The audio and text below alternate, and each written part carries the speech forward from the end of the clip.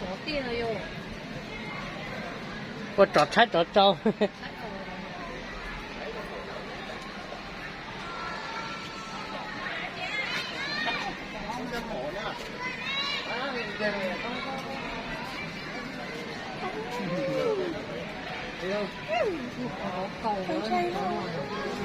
Ít túi nào.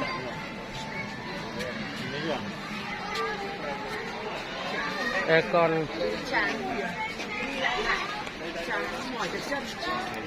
Ngồi đi. cổ này đói quá nhá.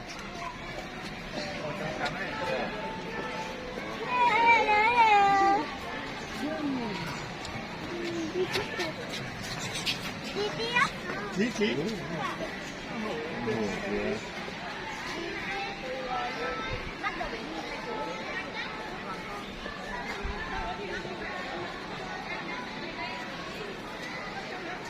Cục xanh rồi rình.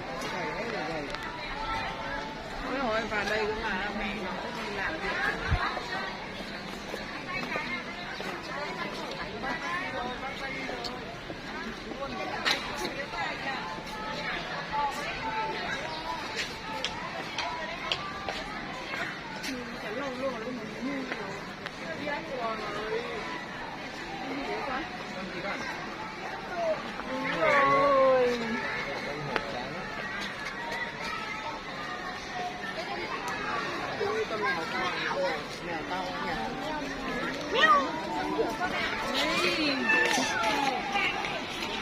Khổ này ở trong tự nhiên không có đâu, trong vườn cùng mới có thôi.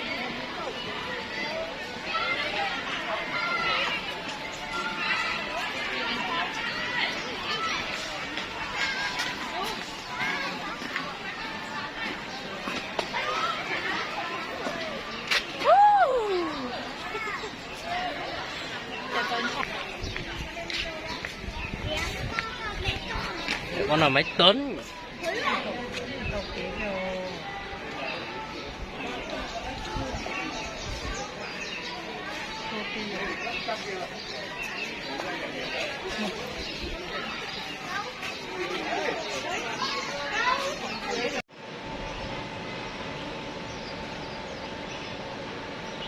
Cho nó phân dòng chuẩn đỏ mà.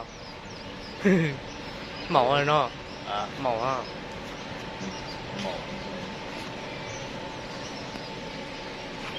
Cái tuổi bỏ tuổi này đừng có bỏ gì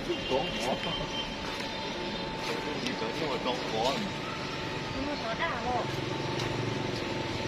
Cái lúc có chứ không. Có đà rồi. Nó mới tới kho cả. Cái này nhớ ít thao rồi. Dùng này nó nổ ra.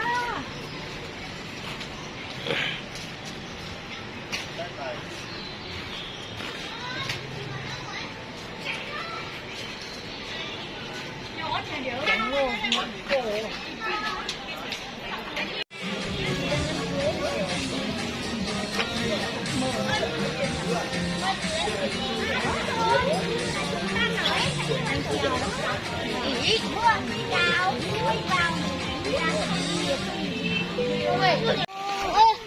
Đi mới yêu cầu cổ về.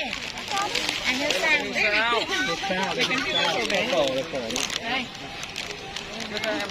Đây mày là hoa hết này.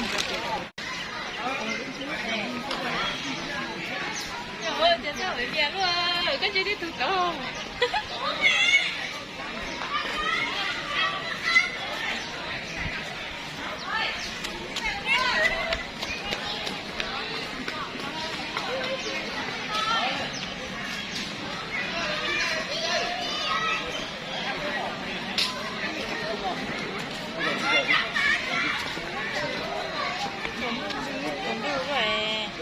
Có không ạ?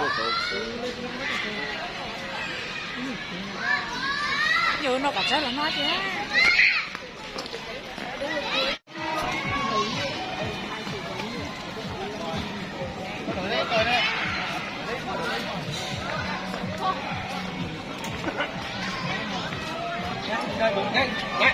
Đây đúng mà.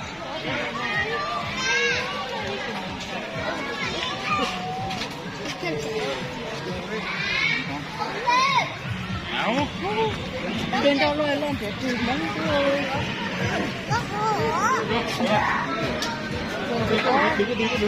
Đi máy bay không? Như này nó to chưa? Vâng. Như này. Đấy, cái mồm nó to chưa? Đấy. Thấy chưa? Sợ sư tử chưa? Đấy, sư tử to chưa? Đi.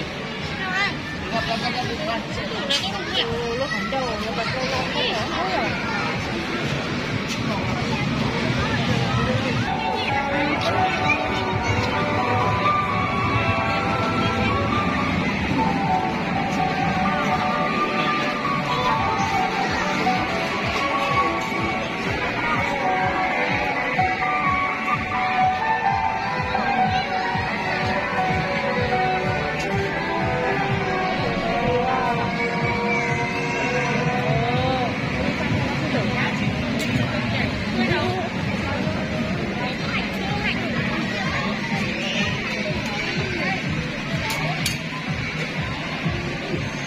Nhưng đầy nổiอย่างmón cái cả đây có tư lo ảo.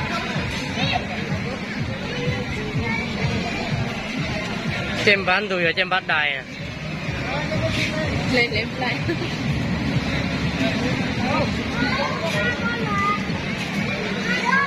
Cho đầy trong quân thì tới đầy trong thịt chua hú.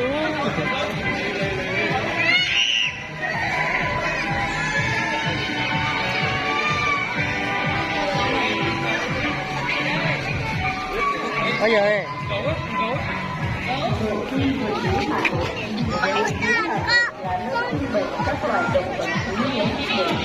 Có thừa. Các bạn chỉ cần lắm. Ngày em thì chị làm luôn trong một tầng đấy. Nó đẹp, kiểu là thử nghiệm đi. Cái thợ sẽ đẹp. Đấy. Ở đây. Ở đây.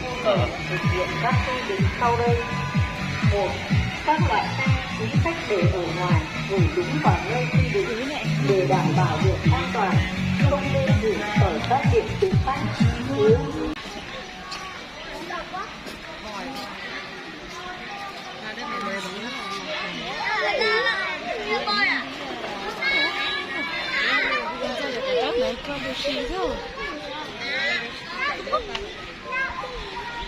Em đi không có tiếng vứt. Đấy.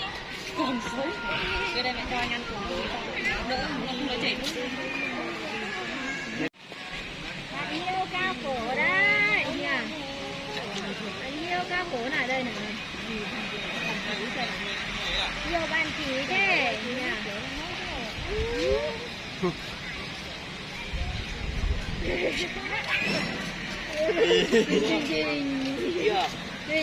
Gió nó đang chạy rồi, nó đang dạ đấy phải cũng to.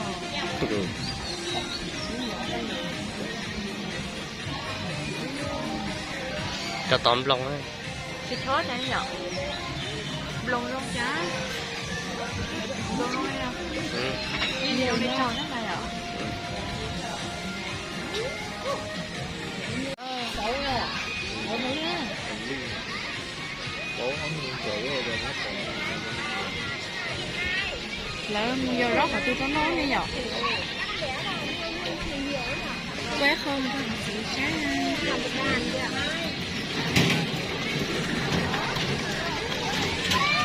Cái gọi lắm nhé. Đủ quá.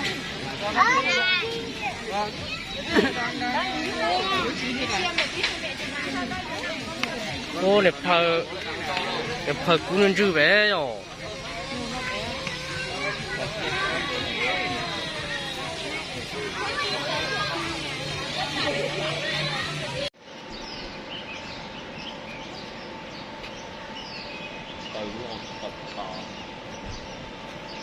Dành đầu rừng cho anh chó.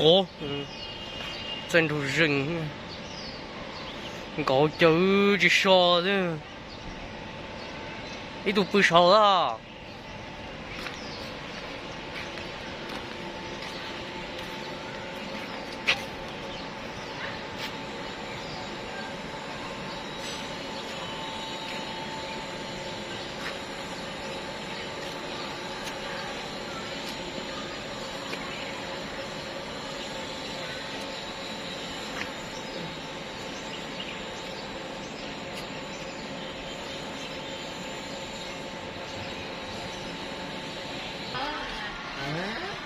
我多他分个几。 Là不好啊。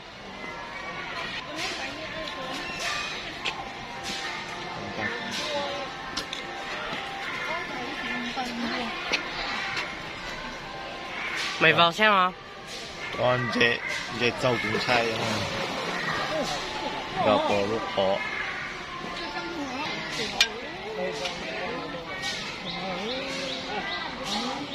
Được rồi, tao bị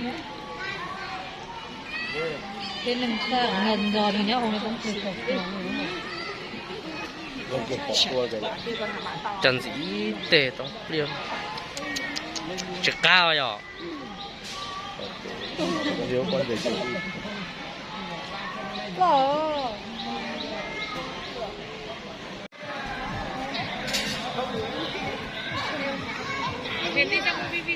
Để chị lo. Không gói.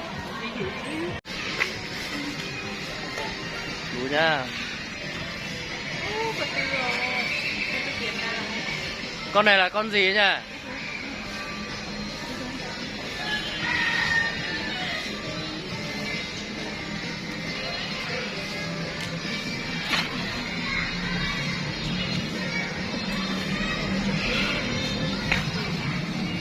Uống cỡ kìa hả? Bây giờ là nó tơi nó cứ.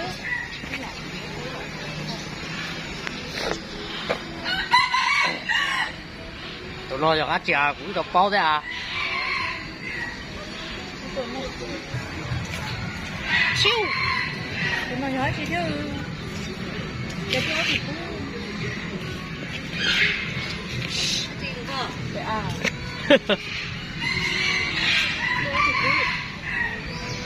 Tao bóp đùa đi. Ô.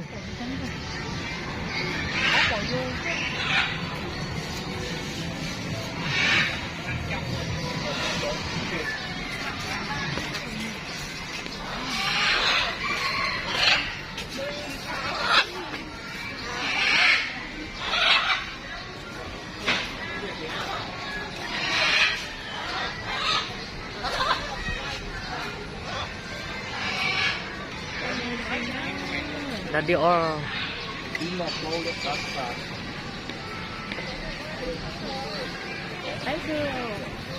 anh xin đồ đã điệu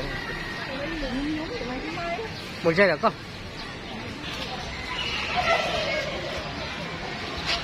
Nhớ cái gì nữa da lo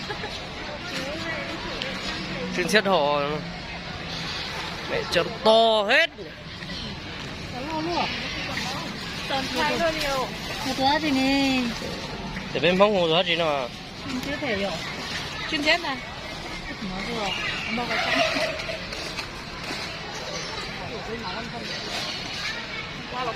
chưa lúc ta hơi chỉ sợ chở nhột máy chứ chỉ sợ chở nhột oai nè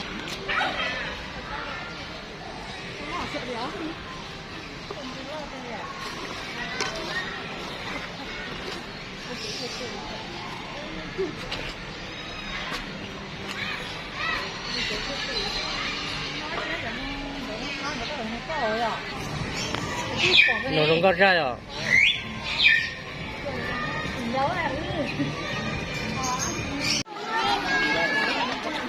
Cái cổ.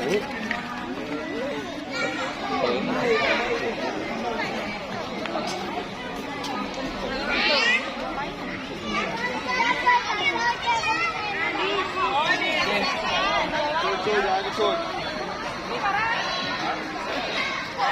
Dạ đó, con gấu đó. Con gấu kéo ú kìa. Hai con gấu. Dạ. Ý, gấu đen.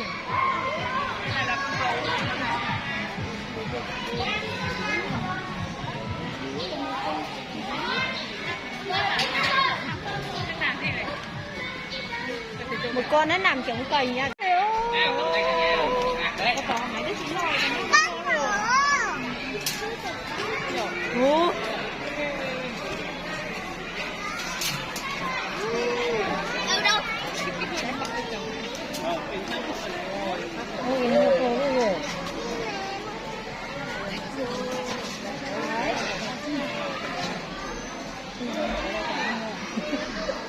cái mình có mình đấy tuyệt vời rồi. Ồ. Đây.